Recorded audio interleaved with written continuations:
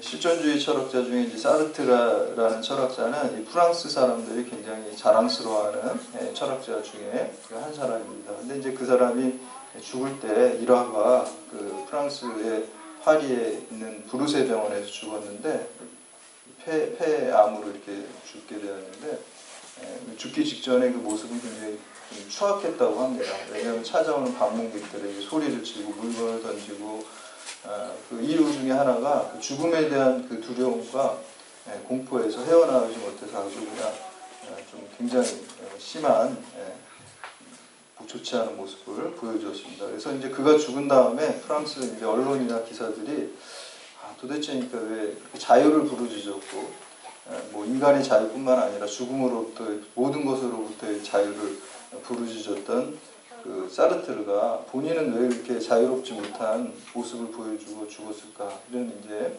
물음을 제기하고 한 기자가 쓴 기사 중에 사르트르는 죽음 너머에 있는 영원한 세상을 준비하지 못했기 때문이다.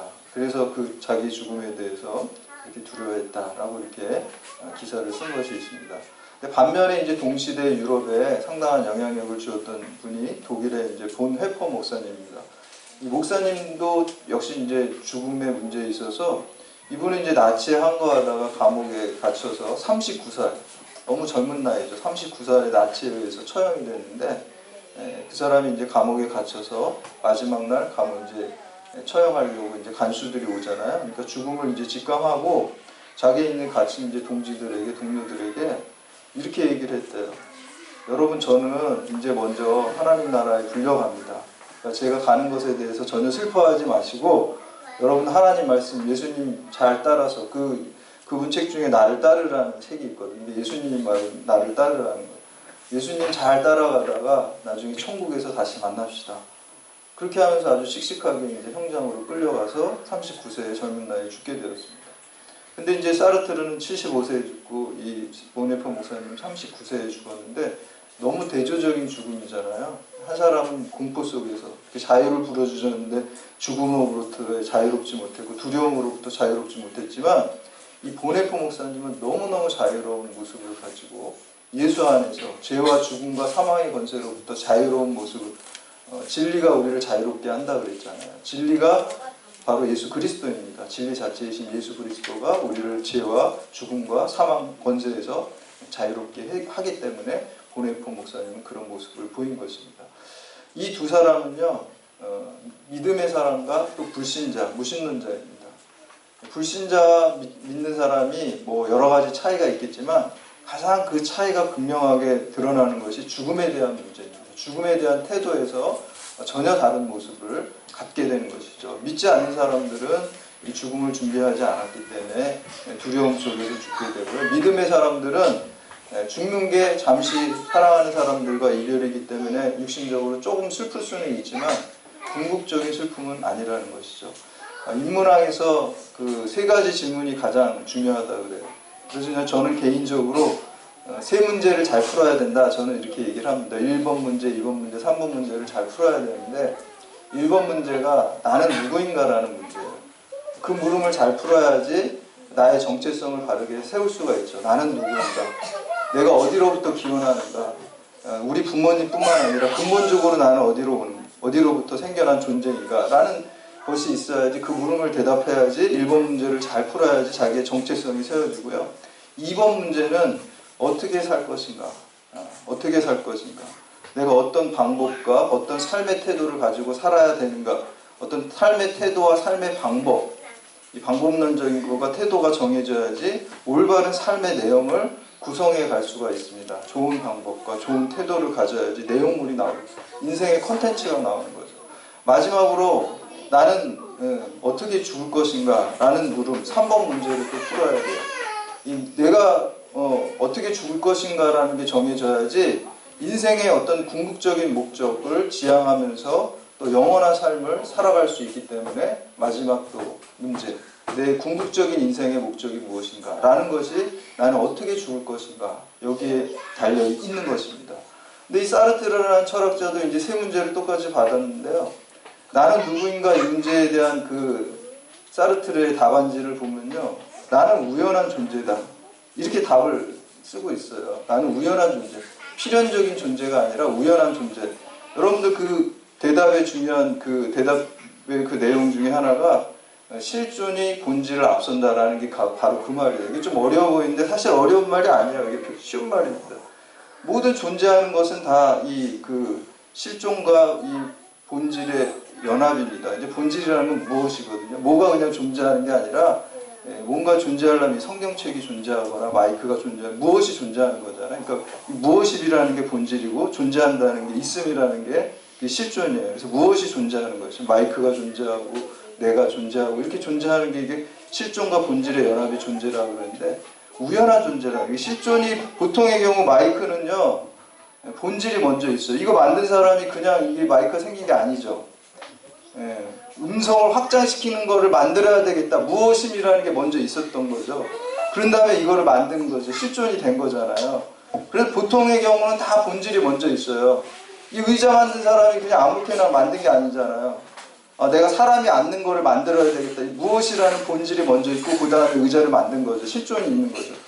그런데 사람은 반대라는 거예요. 그 사르트르라는 철학자는 그냥 내던져진 엄마랑 아빠랑 만나서 우연히 정자와 난자가 결합해가지고 그냥 내던져진 거예요. 그런 다음에 본질은 없어요. 그러니까 인생은 맹목적이에요. 그런 대답을 하고 있다는 거예요. 나는 어디로부터 왔는가, 나의 존재는 무엇인가라는 게 우연한 존재, 또 맹목적인 존재라는 거예요. 근데 1번 문제는 우연한 존재라고 이렇게 풀었고요. 2번 문제는 뭡니까? 어떻게 살 것인가? 어떻게 살 것인가라는 것도 이제 그 짜르트르의 말은 우리 인생은 B와 D 사이의 C다 그래요. B는 birth, 태어난다는 거고 D는 death, 죽음이라는 거죠. C는 choice라는 거예요. 그러니까 내가 선택하면서 사는 거예요. 그러니까 우리가 출생하고 또 죽을 때까지 그냥 다 내 선택으로 산다는 거예요. 하나님 뜻 묻고 그러는 게 아니라 내가 선택해서 만들어가는 거예요. 근데 그 사람 책 중에 하나가 구토예요. 아까 1번 문제가 벌써 1번 문제부터 꼬인 거예요. 첫 단추가. 그냥 우연한 존재니까 내가 선택하는 게 별로 필연성이 없어요. 사실은. 그러니까 허무하고 허탈하고 구토를 일으키고 인생이 그런 거예요. 뭐 선택해봤자 그냥 내가 결정한 거지. 뭐 아니 다른 거 선택할 수도 있고. 그러니까 상대적인 것에 빠지게 되고 허무하게 되는 그런 인생의 내용을 갖게 되는 거예요. B와 D 사이의 초이스. 내가 초이스하는 거예요. 우리도 초이스 해야 되는데 우리는 뭘 C가 저는 우리 기독교인들은 크라이스트입니다. 예수 그리스도를 선택해야 돼요. 아멘. 그러면 이 인생의 필연성이 있고 인생의 확실성이 있고 인생의 진리가 되는 거죠. 그리고 3번 문제. 나는 어떻게 죽을 것인가? 사르트르는 어떻게 대답했냐? 3번 문제 안 풀었어요. 풀질 않았어요. 그러니까 1번 문제, 2번 문제도 지금 오답을 냈고 3번 문제는 지금 100주를 낸 거예요. 그러면 세상적으로 프랑스 사람들은 사르트르 굉장히 훌륭하다 그러지만 하나님 입장에 보면 1번, 2번, 3번 빵점입니다. 이거 빵점 인생 되는 거예요. 그래서 두려워할 수밖에 없습니다. 그러나 오늘 본문 말씀에 보면 아브라함도 이 문제를 풀고 있어요. 1번, 2번, 3번 문제를 똑같이 풀고 있어요. 사르트르랑 정 다른 답을 우리에게 주고 있습니다. 그래서 오늘 이 아브라함의 죽음, 아브라함이 이제 어떻게 태어났고 어떻게 살았고 어떻게 죽었는지 세 가지 우리에게 이 말씀이 주는 메시지가 있습니다. 그래서 이 말씀을 통해서 우리가 나는 누구인가 그리고 어떻게 살아야 할 것인가 또 어떻게 나는 죽어야 하는가라는 그 세 가지 문제를 신앙적으로 우리가 함께 깨닫는 시간 되시기를 주님의 이름으로 축원합니다. 첫 번째 아름다운 죽음이라는 것은 정리를 잘하는 것이 아름다운 죽음입니다.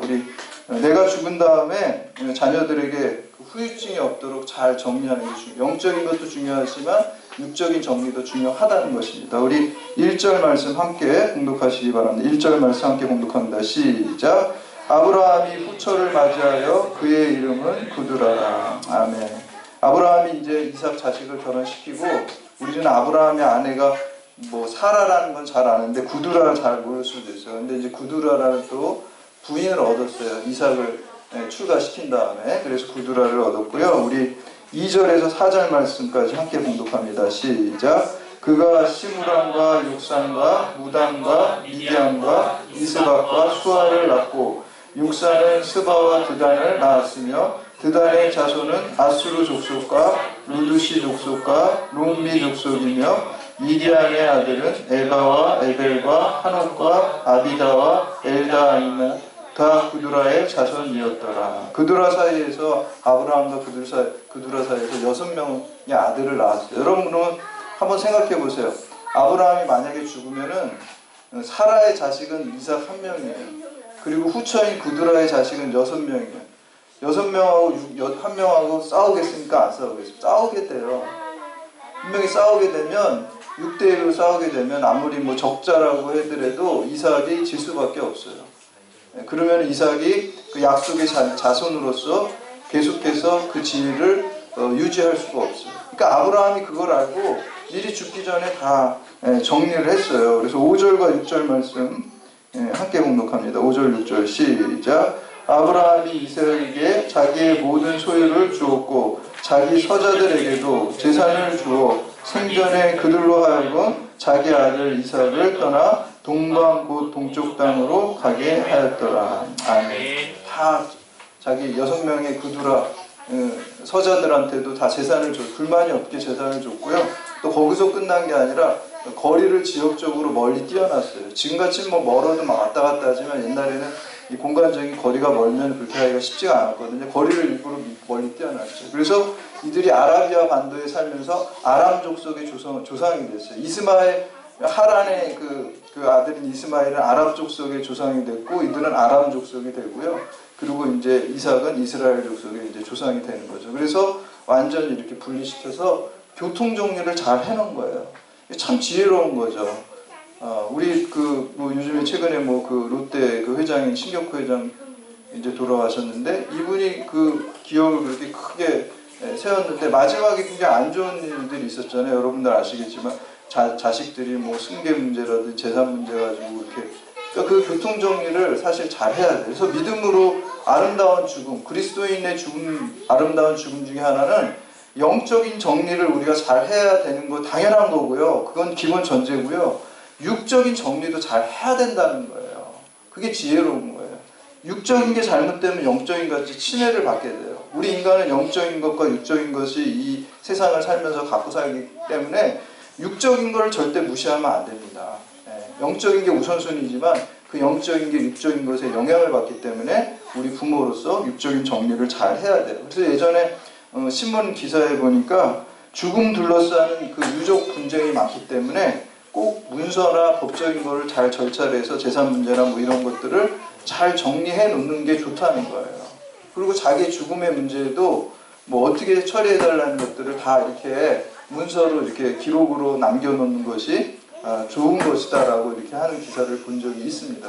이게 얼마 되지 않은 기사인데 아브라함은 4,000년 전에 이걸 다 한 거예요 벌써. 그러니까 너무너무 지혜로운 거죠. 이 지혜는 하나님께서 주시는 영감을 통해서 성령을 통해서 얻게 되는 것입니다. 그래서 우리가 기도하면 우리가 무슨 뭐 박사 받고 무슨 사르트르 같이 이렇게 유명한 철학자만 지혜로운 게 아니에요. 오히려 어리석을 수 있어요.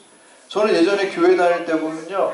집안이 어려서 어떤 권사님 중에 학교 교육을 제대로 못 받은 분이 있어요. 뭐 초등학교 중학교만 나오신 분밖에 없는데 너무 말씀하시는 거 보고 뭐 담대한 거 보고 이런 거 보면은 너무 담대하고 너무 지혜로운 말씀 많이 하세요. 왜 그런가 이렇게 보는데 저분은 학교도 잘 못 다녔는데 기도를 그냥 신실하게 하시니까 그 지혜를 성령께서 주시는 거예요. 그러니까 아주 합당하고 지혜롭고 그런 말씀하는 것을 볼 수가 있어요. 아브라함에게도 기도의 사람이었기 때문에 이러한 지혜를 주셔서 육적인 문제도 잘 해결한 것을 볼 수가 있습니다. 그래서 아름다운 죽음은 정리를 잘 하고 하는 날을 가는 겁니다. 영적인 것, 육적인 것 다 마찬가지입니다. 두 번째 아름다운 죽음은 주 안에서 죽는 게 아름다운 것입니다. 우리 7절하고 8절 말씀 함께 봉독합니다. 시작. 아브라함의 향년이 175세라 그의 나이가 높고 늙어서 기운이 다하여 죽어 자기 열조에게로 돌아가니. 아브라함 175세에 죽었죠. 그리고 8절에 그의 나이가 높고 늙다 그랬어요. 여기에 사용된 히브리어 단어가 이 시베아라는 단어입니다. 이 시베아라는 단어는 아브라함이 이 굉장히 만족한 상태에서 죽었다는, 충만한 상태에서 죽었다는 거예요. 죽을 때 너무너무 만족한 거예요. 삶도 만족스럽지만 내 인생을 다 돌아보니까 내 인생은 정말 후회가 없어. 만족해. 그 비결이 무엇입니까?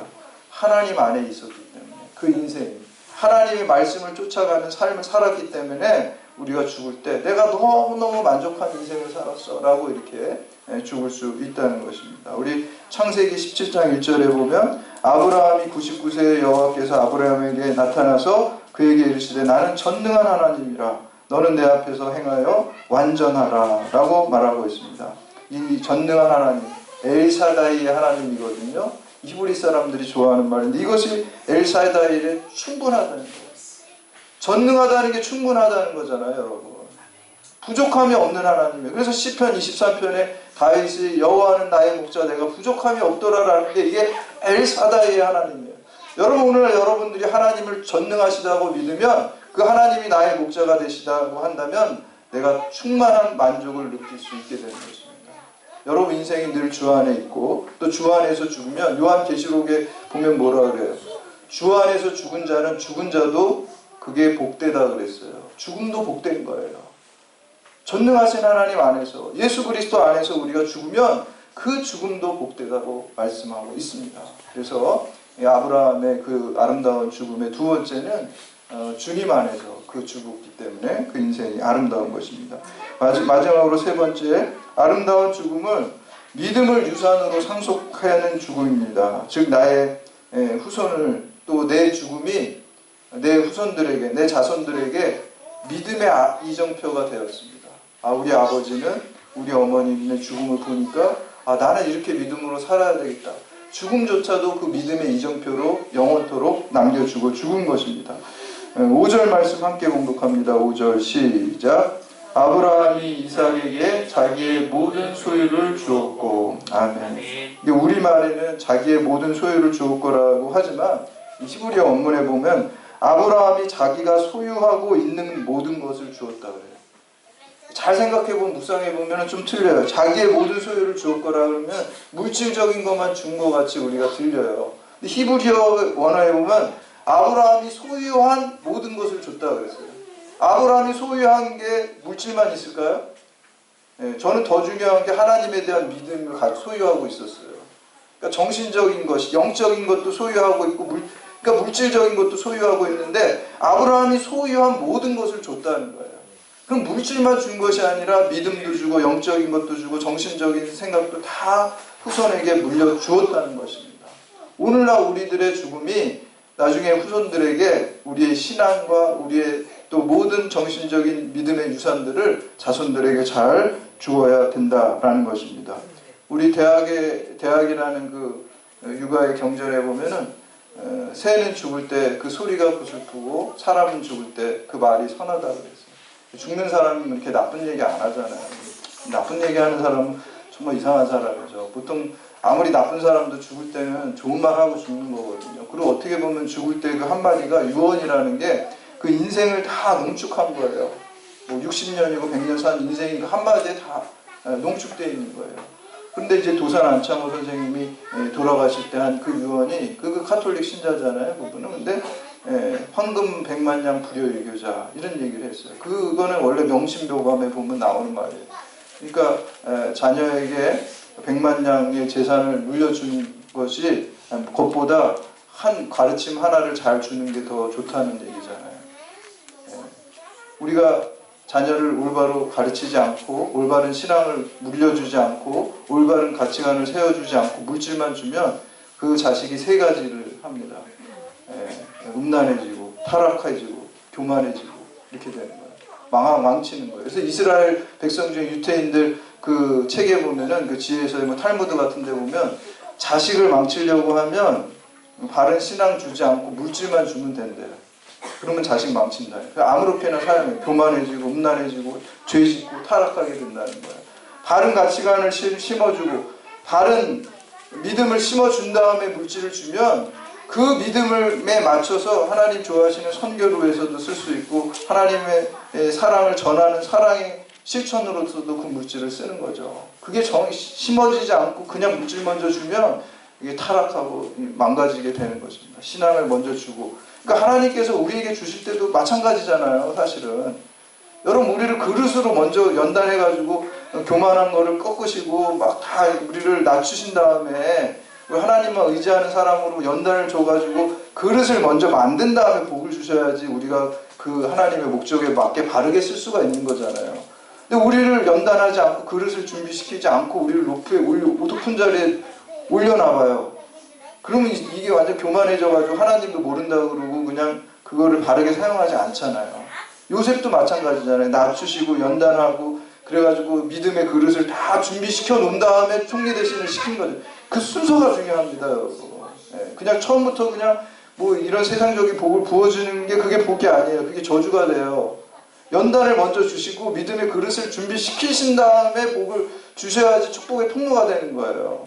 마찬가지입니다. 우리 자녀에게도 그런 바른 믿음을 먼저 준 다음에 우리가 다른 것들을 줘야 된다는 것입니다. 그래서 우리가 열왕기상 2장에 보면 다윗 왕이 자기 아들 솔로몬에게 다윗 왕의 죽음과 유언이 나오는 게 열왕기상 2장이거든요.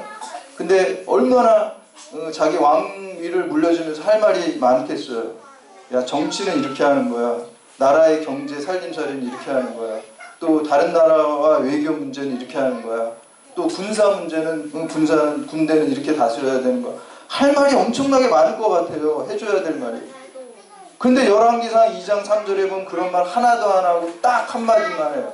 그 군사 문제, 무슨 인사 문제, 정치 문제, 외교 문제 한마디도 안 하고 이 얘기를 합니다. 열왕기상 2장 3절에 내 하나님 여호와의 명령을 지켜 그 길로 행하여 그 법률과 계명과 율례와 증거를 모세의 율법에 기록된 대로 지키라. 그리하면 내가 무엇을 하든지 어디로 가든지 다 형통하리로다.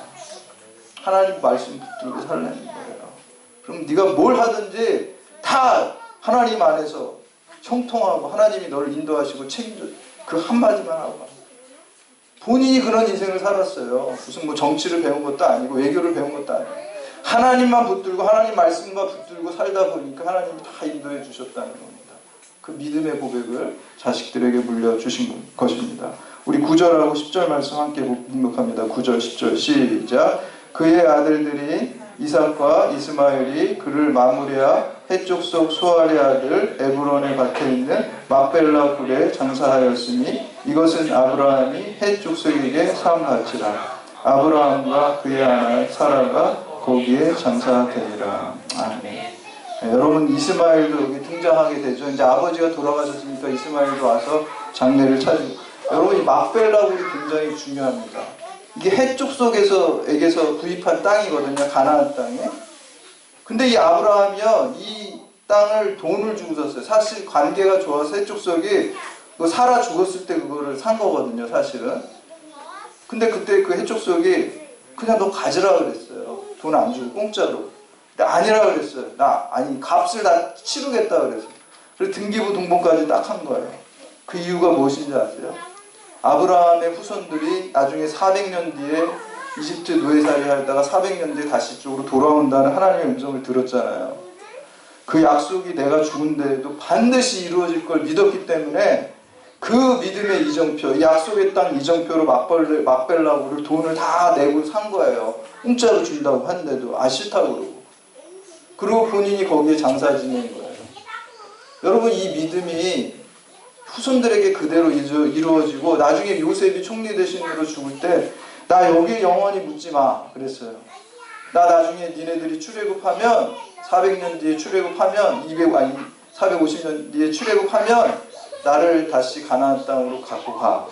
그래 나중에 모세가 갖고 가거든요 사실. 그 400년 뒤까지 이루어지는 걸 다 믿고 고백하는 겁니다. 이 믿음이 아브라함의 믿음이 요셉까지도 다 이어지는 거예요.